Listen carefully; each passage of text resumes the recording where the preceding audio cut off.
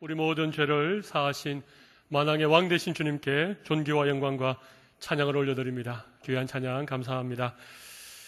할렐루야. 우리 옆에 계신 분들에게 오늘도 주님의 은혜로 행복한 주일 되시기 바랍니다. 이렇게 한번 서로 인사하도록 하겠습니다.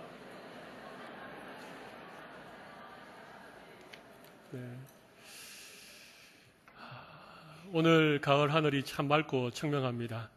하늘은 높고 말은 살찌는 좋은 계절이 돌아왔습니다. 우리 영혼이 살찌는 귀한 은혜가 우리 모두에게 있으시기를 바랍니다.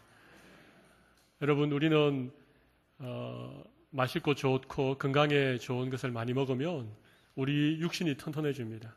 우리 영혼이 건강해지려면 생명의 양식인 하나님의 말씀을 잘 드셔야 됩니다. 오늘 여러분들 주신 말씀이 여러분의 영혼에 살이 되고 피가 되고 여러분의 영혼을 건강하게 만드는 그런 귀한 말씀 되기를 바랍니다. 여러분, 지난 주일 스데반의 얼굴이 천사와 같았습니다. 여러분 기억나십니까?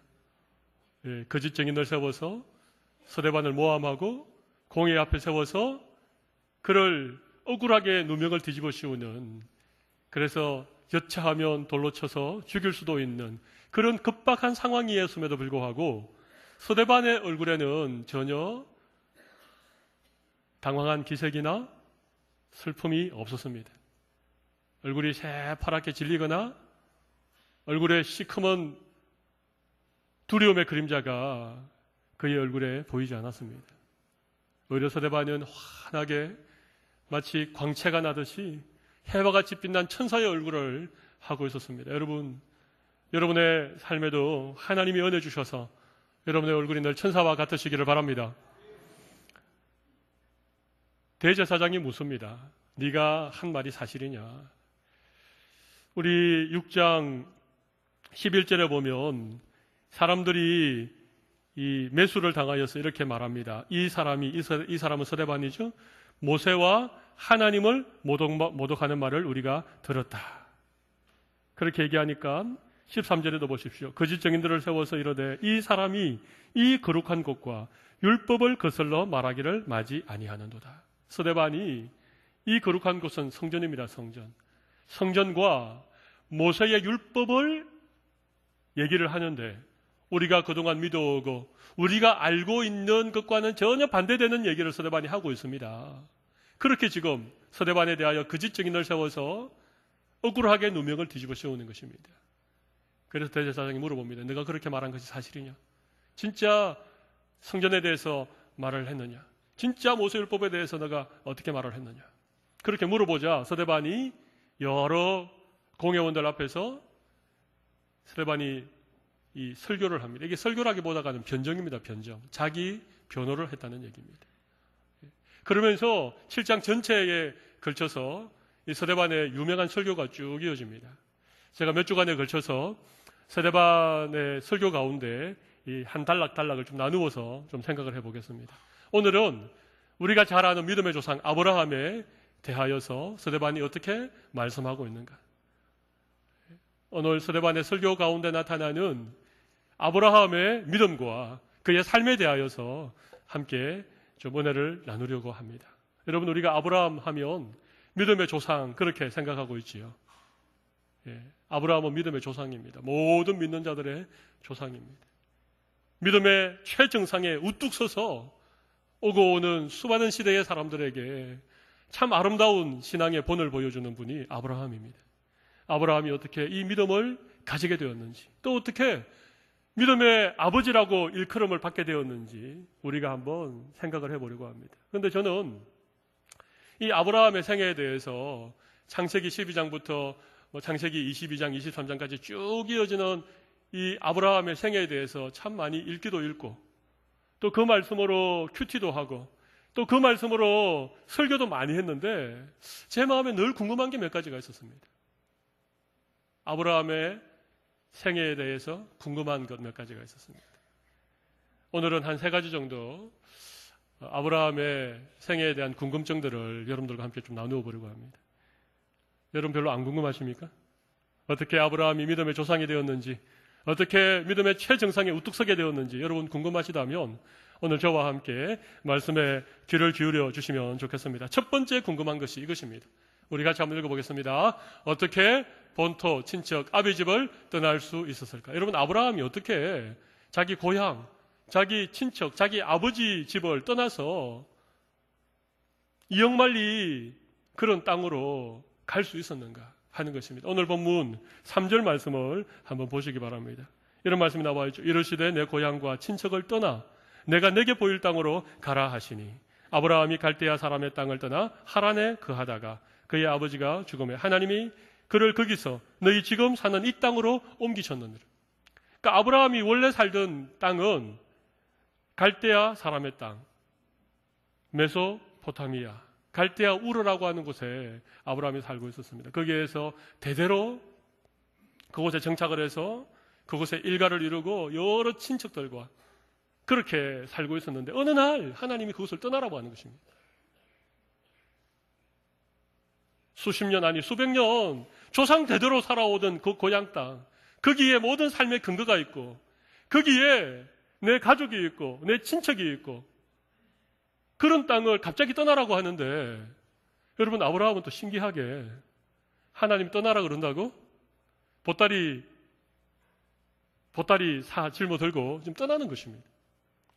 그곳을 떠나 하란으로 갔다가 거기서 아버지가 죽자 다시 가나안 땅, 하나님이 약속하신 그 땅까지 그렇게 떠나게 되는 것입니다. 여러분은 뭐 쉽게 아브라함이 떠났나 보다 그렇게 생각하실는지 모르겠지만 여러분, 이건 예산 일이 아닙니다. 이건 정말 엄청난 도전이고 엄청난 모험이고, 여러분, 오늘날 우리가 사는 시대는 교통도 많이 발달하고 특별히 통신이 얼마나 많이 발전했습니까?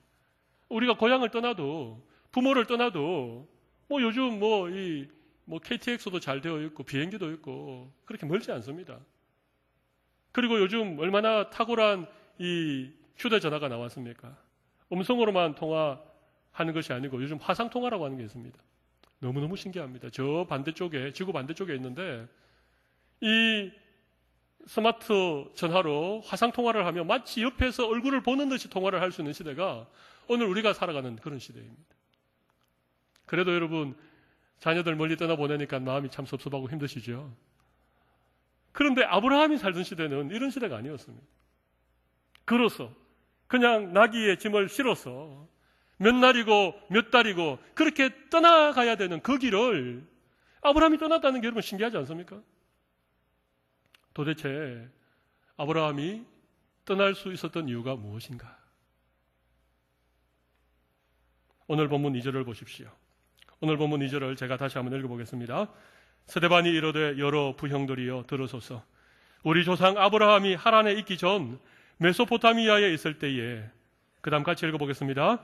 영광의 하나님이 그에게 보여. 여러분, 영광의 하나님이 그에게 보이셨다는 것입니다. 아브라함이 고향과 본토와 친척과 아비집을 떠날 수 있었던 이유가 무엇인가? 하나님께서 그에게 보이셨는데 아브라함이 본 것은 하나님의 영광을 보게 되어졌다는 것입니다. 할렐루야. 여러분, 이것 때문에 아브라함은 과감하게 그의 모든 삶의 근거가 있는 그 고향 땅을 그는 과감하게 떠날 수 있었습니다. 갈대아 우르라고 하는 메소포타미아, 아브라함이 살던 그곳은요, 비옥한 초성딸이라고 하는 지역입니다. 그곳은 비옥한 땅이었습니다. 그곳은 문화가 직결되는 곳이었습니다. 그곳은 세계 무역의 중심지였습니다. 그럼에도 불구하고 아브라함이 하나님의 말씀을 따라 떠날 수 있었던 것은 하나님이 그에게 찾아가셔서 하나님의 영광을 그에게 보여주셨기 때문입니다. 여러분, 세상의 모든 종교는 우리 인간이 절대자를, 우리 인간이 신을 찾아 나서는 종교입니다. 소위 말하는 구도의 종교입니다. 그래서 높은 산꼭대기로도 올라가고 깊은 골짜기로도 가고 큰 나무 밑으로도 찾아가고 인간이 절대자를 찾아 나서는 것이 세상의 모든 종교입니다. 여러분, 그렇지 않습니까? 그래서 그냥 신에게 가서 비나이다 지극정성을 드리고 그러면 좀 좋은 거 줄까 말까. 여러분, 세상의 종교는 다 인간이 신을 찾아 나서지만 우리가 믿는 하나님은 그런 분이 아닙니다. 하나님은 먼저 찾아오십니다. 할렐루야. 하나님이 우리를 먼저 찾아오신다는 것입니다. 하나님이 아브라함을 먼저 찾아오셨습니다. 영광 가운데 그에게 나타나셔서 아브라함에게 영광을 보여주시고 그곳을 떠나라고 그렇게 말씀하신 것입니다. 여러분, 오늘 우리를 찾아오시는 하나님을 만날 수 있는 여러분 되시기 바랍니다. 하나님이 보여주시는 그 영광을 믿음의 눈을 열어 바라볼 수 있는 우리 모든 성도님들이 되십시오. 여러분, 우리가 하나님의 영광을 보게 되면, 하나님의 그 찬란한 영광을 우리 믿음의 눈을 열어 보게 되면, 여러분, 우리가 이 세상에 살아가는 모든 것들이 하나님의 영광에 비하면 아무것도 아니라고 하는 사실을 깨닫게 되어지는 것입니다. 그래서 그 영광의 하나님을 신뢰하고 히브리서 11장 6절에 보면 아브라함이 갈 바를 알지 못하고 떠났다, 그런 말씀이 있습니다. 어디로 가야 되는지, 무엇을 해야 되는지 아무것도 알 수 없지만 그 하나님의 영광을 바라본 사람들은 하나님의 말씀을 따라서 믿음으로 새로운 삶을 향하여 나아갈 수 있게 되는 것입니다. 사랑하는 성도 여러분, 오늘 아브라함이 어떻게 그가 평생 살았던 그의 고향 땅, 친척, 아비 집을 떠날 수 있었는가? 이유는 하나님께서 그에게 나타나셔서 그에게 영광을 보여주시기 때문입니다. 오늘 우리 모두 믿음의 눈이 열려 하나님의 영광을 바라볼 수 있는 귀한 은혜가 우리 모든 성도들에게 있으시기를 바랍니다. 두 번째 궁금한 것이 있습니다. 두 번째 궁금한 것을 한번 자막을 통해서 한번 읽어보겠습니다. 같이 읽어보겠습니다. 어떻게 약속의 땅에서 땅 한 평 주시지 않았을까요? 어떻게 약속의 땅에서 땅 한 평 주지 않으셨겠는가? 오늘 본문 4절을 한번 보십시오. 4절 보시면 이런 말씀이 있죠. 그러나 여기서 발붙일 만한 땅도 유업으로 주지 아니하시고 다만 이 땅을 아직 자식도 없는 그와 그의 후손에게 소유로 주신다고 약속하셨다는 것입니다. 여러분, 아브라함이 믿음의 결단을 내렸습니다. 그 비옥한 갈대아 우르에서 그 고향을 떠나고 친척을 떠나고 본토 아비집을 떠나서 하나님께서 가라고 하신 그곳에 정처 없이 떠나왔습니다. 그런데 그곳에 와보니까 아브라함에게 준비되어진 땅이 있었습니까? 없었습니까? 없었다는 것입니다. 발붙일 땅 한 평도 없었다는 것입니다. 하나님이 아브라함에 나타나셔서 내가 너를 큰 민족을 이루게 하겠다. 너희의 후손이 하늘의 별과 같이 땅의 바다의 모래와 같이 그렇게 창대한 민족을 이루게 하겠다. 그렇게 약속하셨는데 그 약속 믿고 다 떠나왔는데 아직까지 아브라함에게는 자식이 없었다는 것입니다. 여러분, 이쯤 되면 아브라함이 하나님께 물어볼 수 있지 않겠습니까? 하나님, 아니 제가 하나님 말씀 순종해서 여기까지 왔는데 아니 땅 한 평도 준비해 놓지 않았습니까? 아니 하나님, 저의 후손이 창대한 민족을 이루겠다고 말씀하셨는데 저는 아직 자식이 없습니다. 이런 의문을 가질 수 있지 않겠습니까? 그리고 여러분들도 궁금하지 않습니까? 아니 어떻게 하나님이 아브라함을 그 갈대아우르 고향 땅에서 이곳까지 떠나오게 하셨는데 아브라함에게 땅 한 평을 주지 않는 것일까? 왜 주지 않는 것일까? 왜 땅도 주지 않고 왜 자식도 주지 않는 것일까? 아브라함 일이어서 별로 관심이 없으십니까? 주님 앞에 열심히 기도합니다. 교회 봉사도 정말 누구 못지않게 최선을 다해서 헌신하고 섬깁니다. 나름대로 정말 주님 말씀 순종하려고 그렇게 열심히 살아가는데 하나님이 나에게는 별로 주시는 게 없습니다. 건강을 주시는 것도 아니고 물질을 주시는 것도 아니고 우리 자녀들 좋은 대학에 척척 합격시켜 주시는 것도 아니고 내가 지금까지 열심히 예수 믿고 하나님 섬기고 살아왔는데 하나님 좀 제 인생에 남은 게 뭡니까? 혹시 이런 생각 드시지 않습니까? 아브라함이 그랬다는 것입니다. 하나님만 바라보고 고향도 등지고 본토 친척집 아비집을 다 떠나고 가나안 땅에 들어왔는데 그곳에 아무것도 준비된 게 없다는 것입니다. 여러분, 하나님 왜 그러실까요?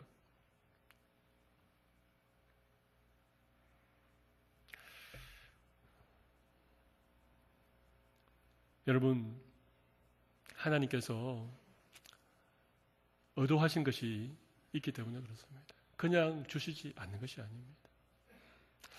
하나님은 우리 인간을 만드시고 아담과 하와에게 최고의 것을 주셨습니다. 소위 말하는 에덴 동산, 파라다이스, 낙원. 그렇지 않습니까? 아담과 하와에게 모든 걸 다 주셨습니다. 건강, 미모, 물질, 명예, 손만 뻗으면 모든 것을 다 먹을 수 있도록 완벽한 환경을 만들어 주셨습니다. 그죠? 근데 딱 한 가지는 주지 않았습니다. 선악을 알게 하는 나무의 실과는 먹지 말라 그랬습니다. 그런데 여러분, 인간들이 하나님이 나에게 주신 그 수많은 것들로 하나님께 감사하기보다는 하나님이 먹지 말라, 하나님 먹지 말라 한 그것을 탐내고 그것을 먹음으로 범죄해버렸습니다. 그게 인간입니다. 그게 우리의 모습입니다. 하나님 많은 걸 주셨는데 여러분, 하나님 주신 그것 우리가 기뻐하고 감사하지만 어떻습니까? 나중에는 하나님 주신 그것에 매여서 그것을 주신 하나님에 대하여서는 우리가 전혀 감사하지도 아니하고 하나님의 은혜를 기억하지도 아니하는 이런 모습들이 우리에게 너무 많은 것입니다. 그래서 하나님께서 그냥 주시지 않습니다. 하나님이 많이 주보셨기 때문에 그것을 받은 인간들이 어떻게 하나님께로부터 받은 것을 가지고 살아가는지를 하나님 잘 아시기 때문에 하나님 그냥 주시지 않는다는 것입니다. 여러분, 우리가 무슨 거래를 할 때 어떤 공사를 해주고 대금을 받거나 뭐 어떤 또 이런 상거래를 할 때에 현찰이 있고 음이 있습니다. 여러분 아십니까 혹시? 현금 아시죠? 5만 원짜리 그 노란색 지폐 있지 않습니까? 현금. 그냥 종이 한 장에 금액 적고 언제까지 뭐 하겠다 음 끊어주는 거. 여러분 이 두 가지는 다릅니다. 현금은 어떻습니까? 현금은요 그것으로 끝입니다. 현금을 주는 사람의 인격 상관없습니다. 현금을 가지고 있는 사람이 믿을 만한 사람인가 못 믿을 사람 아무 상관없습니다.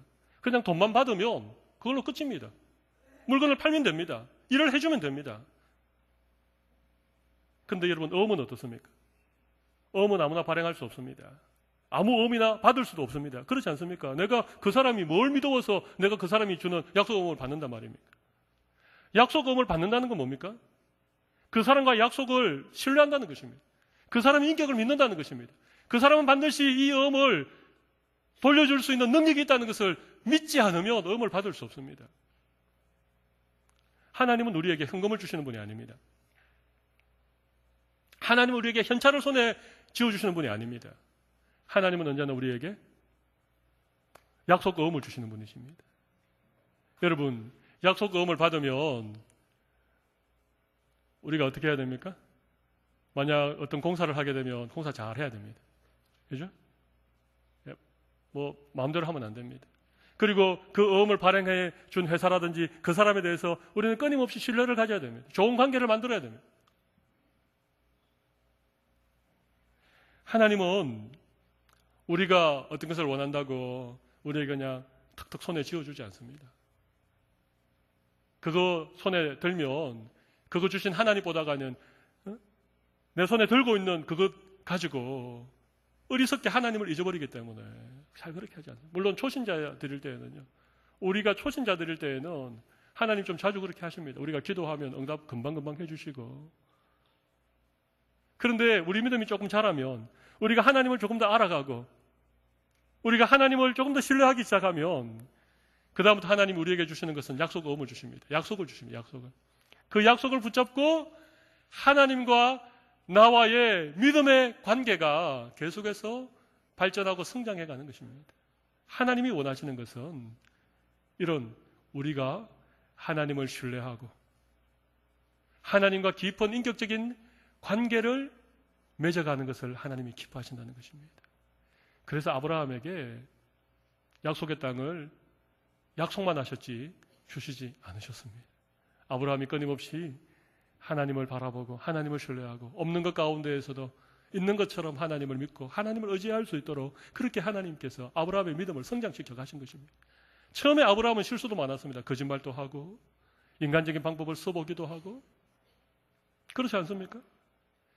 그런데 자꾸만 하나님께서 그 가운데 다시 아브라함을 붙들어 주시고 또 다시 아브라함에게 좀 더 분명한 약속의 말씀을 아브라함에게 가르쳐 주시고 그러면서 그런 과정들을 통해서 아브라함이 점점 더 하나님에 대한 믿음이 커가고 하나님에 대한 이 신뢰가 성장해 간 것입니다. 여러분, 하나님께서는 우리에게 가장 좋은 것을 주신다고 말씀을 하셨습니다. 누가복음 11장 13절에 보면 구하는 자에게 성령을 주시겠다. 너희가 악한 자라도 자식에게 좋은 것을 줄 알거든. 하물며 하늘 아버지께서 구하는 자들에게 성령을 주시지 않겠느냐. 우리에게 성령을 주시겠다고 그렇게 말씀하셨어요. 여러분, 성령은 하나님이십니다. 하나님이 우리에게 가장 주고 싶어 하시는 것은 하나님 자신을 우리에게 주고 싶어 하신다는 것입니다.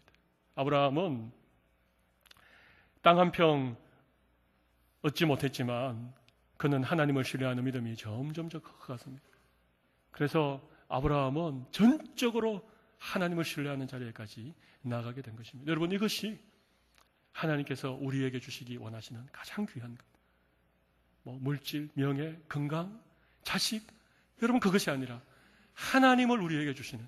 그래서 우리가 하나님을 전적으로 신뢰하고 이 세상의 그 어떤 것보다도 하나님을 가장 귀하고 존귀하게 우리가 하나님을 신뢰하는 그런 믿음의 자리에 서게 되면 하나님께서 우리에게 모든 것들을 은혜로 주실 줄로 믿습니다. 자기 아들을 우리 위하여 내어주신 분이 그 아들과 함께 모든 좋은 것을 은사로 주시지 않겠느냐.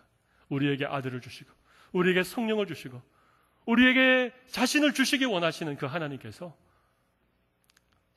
우리에게 모든 필요한 것들을 은혜로 주신다는 이 사실을 오늘 꼭 믿음으로 다시 한번 확신하시는 여러분들 되시기를 바랍니다.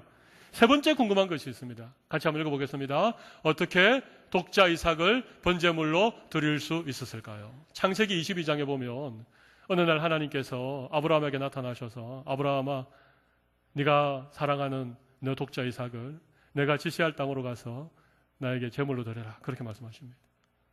근데 아브라함이 신기하게 말이죠.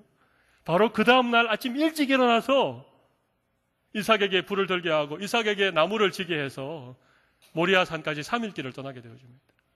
아니, 하룻밤 고민도 안 해보고 그것도 그 다음날 아침 일찍 어떻게 그 사랑하는 독자 이삭을 데리고 모리아 산으로 제물로 바치기 위해서 올라갔을까? 여러분 궁금하지 않습니까? 아브라함이니까 그렇게 했을 것이다. 여러분, 아브라함이라도 어떻게 자기 아들을, 그것도 사랑하는 독자 이삭을 여러분 제물로 바친다는 게 뭔지 아시죠? 예? 죽여서 피를 흘려서 드리는 것입니다. 저에게 아들이 하나밖에 없습니다. 25대 아들인데 그 아들 하나님이 나에게 바쳐라 그러면 저는 제 아들을 신학교 보내어서 하나님의 종으로 이미 바쳤다고 생각했는데 아니야, 그거 말고 그렇게 하나님께 드리는 거 말고 이삭처럼 산 위에 데리고 가서 제물로 드려. 그러면 저는 못할 것 같습니다. 근데 아브라함은 그 하나님의 말씀에 즉각적으로 순종해서 그 다음날 아침 일찍 일어나서 이삭을 데리고 모리아 산으로 가는 것입니다. 여러분, 이게 어떻게 가능했겠습니까? 오늘 본문 8절을 한번 보십시오. 8절 같이 한번 읽어보겠습니다. 시작. 할례의 언약을 아브라함에게 주셨더니 그가 이삭을 낳아 8해 만에 할례를 행하고 이삭이 야곱이 우리 12조상을 낳으니. 여러분, 아브라함은요 하나님과의 신뢰의 관계가 점점 깊어갔습니다.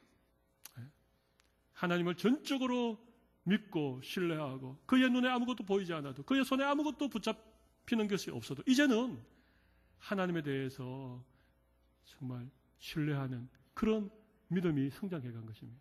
그리고 드디어 그가 100세 되는 때에 하나님이 아들을 주셨습니다. 그 아들이 누굽니까? 이삭입니다. 이삭을 주신 것입니다. 그리고 하나님께서 이삭을 주시기 전에 창세기 17장에 보면 아브라함과 하나님께서 언약을 하나 맺으십니다. 그것은 할례라고 하는 언약입니다. 내가 너와 너 자손이 창대한 민족이 되게 하겠다. 그러면서 그 언약의 표징으로 모든 남자들에게 할례를 행하라. 그렇게 말했어요. 여러분 할례 아시죠? 남자의 생식기에 포피를 잘라내는 것을 할례라고 그럽니다. 할례. 여러분 그거 정말 고통스러운 것입니다. 거의 죽을 만큼 아픈 것입니다. 근데 그 할례를 행하라고 하나님께서 말씀하셔서 아브라함이 그날 바로 그와 그 집안에 속한 모든 남자들에게 할례를 행하였습니다. 여러분 이 할례가 가지는 의미는 다른 의미가 아닙니다. 남자의 생식기는 생명을 상징합니다. 그것을 자른다는 것은 이미 죽었다는 것을 의미하는 것입니다. 그래서 우리의 육적인 사람은 죽고 하나님의 언약의 백성으로 다시 태어나는 것이 할례가 가지는 의미입니다. 오늘 신약시대의 세례도 마찬가지입니다. 우리가 물 안에 깊이 잠긴다는 것은 우리 옛사람이 죽는다는 그런 의미입니다. 할례가 그런 의미를 가지고 있습니다. 그래서 아브라함과 하나님께서 할례의 언약을 맺었다는 것은 이제 더 이상 너의 육적인 사람은 죽고 이제는 하나님의 언약의 백성으로 거듭나는 것을 의미하는 것입니다. 여러분 이 할례를 행하면요 사람이 살 수 없습니다. 나중에 그 야곱의 아들이 12명이 있었는데 딸이 하나 있었죠. 디나라는 딸이 있었는데 이 디나가 그 세겜 족속의 이 하몰이라고 하는 이 추장의 아들에게 욕보임을 당하고 그것 때문에 온 집안이 발칵 뒤집어집니다.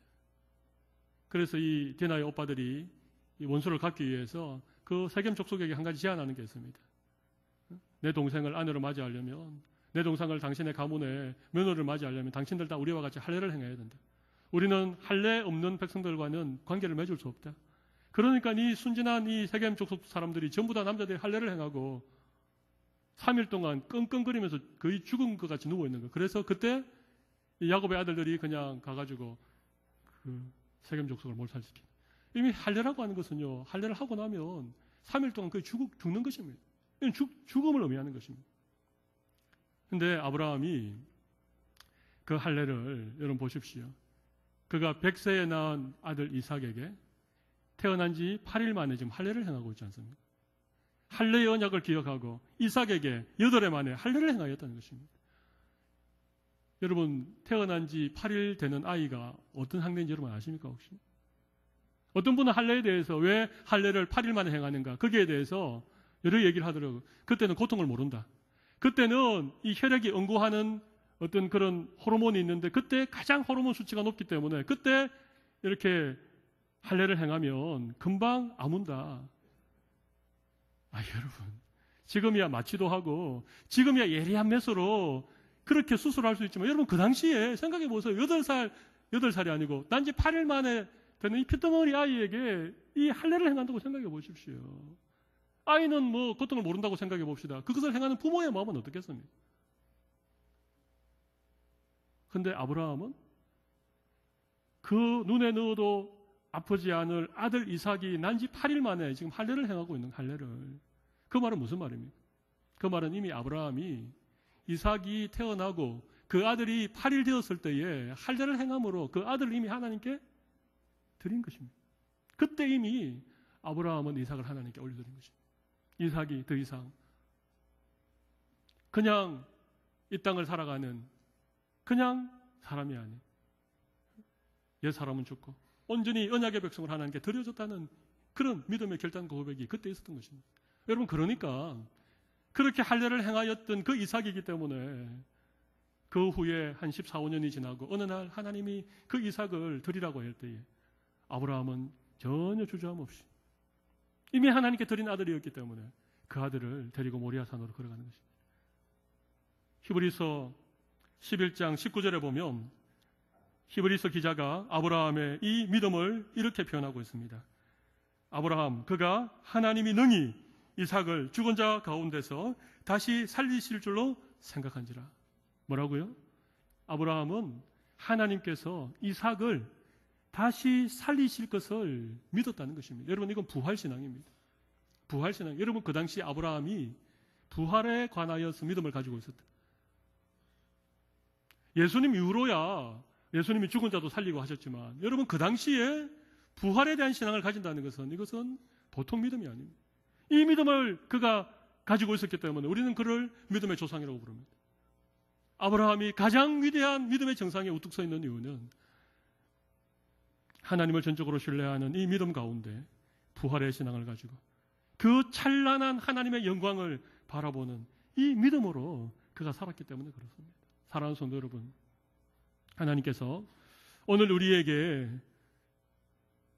아들을 바쳐라 그렇게 말씀은 하지 않습니다. 그런 하나님은 아니십니다. 그러나 하나님께서 오늘 우리에게 요구하시는 것이 있습니다. 믿음의 눈이 열린 사람만이 순종할 수 있는, 하나님의 그 찬란한 영광을 본 사람만이 순종할 수 있는, 하나님과의 깊은 신뢰와 인격의 관계가 성숙한 사람만이 순종할 수 있는 그런 말씀을 하나님은 우리에게 요구하십니다. 만약에 여러분의 마음에 오늘 아브라함에게 하나님께서 네 사랑하는 독자, 네 이삭을 나에게 드려라, 그 정도는 아니지만 하나님께서 우리에게 어떤 것을 말씀하신다, 하나님께서 우리에게 어떤 것을 명령하신다. 그런데 그 하나님의 말씀 순종하는 것이 정말 내 생명을 내어놓는 것만큼 힘들고 어렵다, 어떻게 할까 여러분 고민이 되신다면 여러분 꼭 한 가지를 기억하십시오. 적어도 하나님께서 여러분의 믿음의 수준을 귀하게 보고 있다는 사실입니다. 여러분에 대한 하나님의 기대와 하나님의 소원이 분명히 있기 때문에 하나님께서 우리에게 그렇게 말씀하시는 것입니다. 하나님의 영광을 보지 못하였는데, 여러분의 믿음의 인격이 성숙하지 못하였는데, 여러분에게 부활의 분명한 신앙이 없는데 하나님이 절대 우리에게 요구하지 않습니다. 요구하지 않습니다. 그러나 하나님이 어떤 것이든지 여러분에게 말씀하시고 여러분에게 명령하시고 여러분에게 순종을 요구하시는 것이 있다면 하나님께서 우리에게 그만한 믿음을 주시기 원한다는 사실을 꼭 기억하십시오. 오늘 아브라함이 믿음의 정상에 우뚝 서서 오고 오는 모든 시대의 사람들에게 믿음의 조상이 되고 복의 근원이 되었던 이유는 아브라함이 오늘 스데반의 설교를 통하여서 보여주었던 이런 믿음의 여정들을 거치고 하나님 앞에 믿음의 사람으로 우뚝 세워졌기 때문입니다. 사랑하는 성도 여러분, 오늘 예배하는 우리 모든 성도들에게도 아브라함이 가졌던 이 아름다운 믿음이 우리에게도 은혜로 주어지고 우리도 그런 믿음을 가지고 이 험한 세상 승리하시는 우리 모든 성도들이 다 되시기를 바랍니다. 이 믿음을 소유하고 이 세상 살아가면 여러분 이 세상에 있는 것들이 정말 아무것도 아니고 오직 하나님께서 우리의 삶을 통하여서 영광 받으시는 그 삶을 향하여서 오늘도 믿음으로 달려가실 수 있는 여러분들이 되실 줄로 믿습니다. 하나님께서 아들 이삭까지 기꺼이 드리고자 했던 이 아브라함의 인생을 얼마나 크게 복 주셨는지, 그를 그 당대의 가장 큰 겁으로, 그를 한 민족의 조상으로 여러분 그렇게 세우셨습니다. 그리고 아브라함의 후손을 통하여서 하나님은 이스라엘이라고 하는 민족을 일으켜주시고 그 이스라엘 민족을 통하여서 이 세상을 구원하는 메시아 예수 그리스도가 태어나게 된 것입니다. 만약 아브라함이 하나님께서 명령하셨을 때에 갈대우르를 떠나지 않았다면, 하나님 이삭을 바쳐라고 했을 때에 이런저런 이유들을 대고는 그렇게 순종하지 못했다면 어쩌면 이스라엘이라고 하는 민족은 이 땅에 존재하지 않을지 모릅니다. 그러나 이 한 사람 아브라함의 이 믿음의 순종을 통하여서 하나님은 이스라엘 백성들을 세우시고 오늘 또 모든 민족 가운데 뛰어난 민족이 되게 하시고 그 민족을 통하여서 인류의 구원자 메시아를 보내시는 그런 위대한 민족으로 하나님이 사용해주고 계신 것입니다. 오늘 여러분의 삶과 여러분의 자녀와 여러분의 가문이 이런 믿음의 가문이 되시고 아브라함에게 주셨던 믿음의 복이 여러분의 가정에도 차고 넘치시기를 바랍니다. 다 가슴에 손을 올리십시오. 이 시간 한번 기도하도록 하겠습니다. 이스라엘의 삶을 조명해 보면서 궁금한 거 세 가지를 제가 말씀드렸습니다. 어떻게 고향 본토 친척 아비집을 떠날 수 있었는가? 어떻게 약속하신 하나님이 땅 한 평 주지 않으셨는가? 어떻게 독자 이삭까지라도 하나님께 드릴 수 있었는가? 여러분의 궁금증이 좀 해결되었으면 좋겠습니다. 그리고 그 궁금증이 해결되면서 여러분들에게도 아브라함이 가졌던 이 믿음을 사모하고 이 믿음을 소유할 수 있는 귀한 은혜가 있을 수 있도록 이 시간 한번 통성으로 기도하도록 하겠습니다. 살아계신 하나님 아버지, 오늘 저희들에게 하나님의 놀라운 은혜를 주신 것을 감사합니다. 하나님 아버지, 날마다 우리를 찾아와 주시는 하나님의 은혜. 하나님 아버지, 우리는 주님 앞에 이미 능력을 내줄 수 있습니다. 그러나 주님, 또 우리에게 보여주셨던 그 영광의 하나님께서 우리를 찾아와 주시고 하나님의 신실한 약속을 우리가 신뢰하고 하나님과의 그 깊은 믿음의 관계, 인격적인 관계를 우리가 맺어갈 때 하나님께서 말씀하시는 그 무엇이라도 기꺼이 우리가 내어드릴 수 있는 믿음의 자리에 우뚝 서게 하시고 우리를 통하여 하나님의 놀라운 은혜와 복, 우리의 자녀들에게, 우리의 가문에 흘러 넘쳐서 하나님, 우리도 믿음의 조상 되게 하시고 아버지 하나님이여, 다음 세대를 향하여 아름다운 신앙의 우산을 물려둘 수 있는 신앙의 부모들로 우리 한 사람 한 사람을 채워주시옵소서.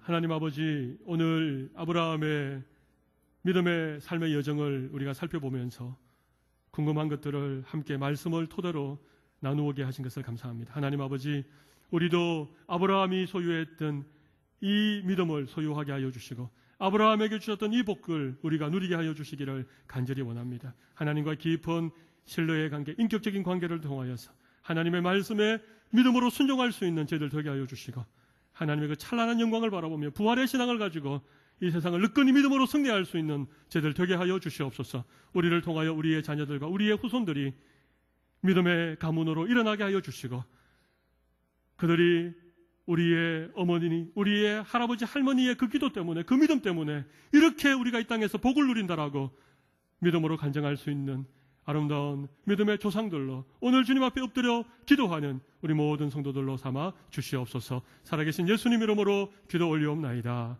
아멘.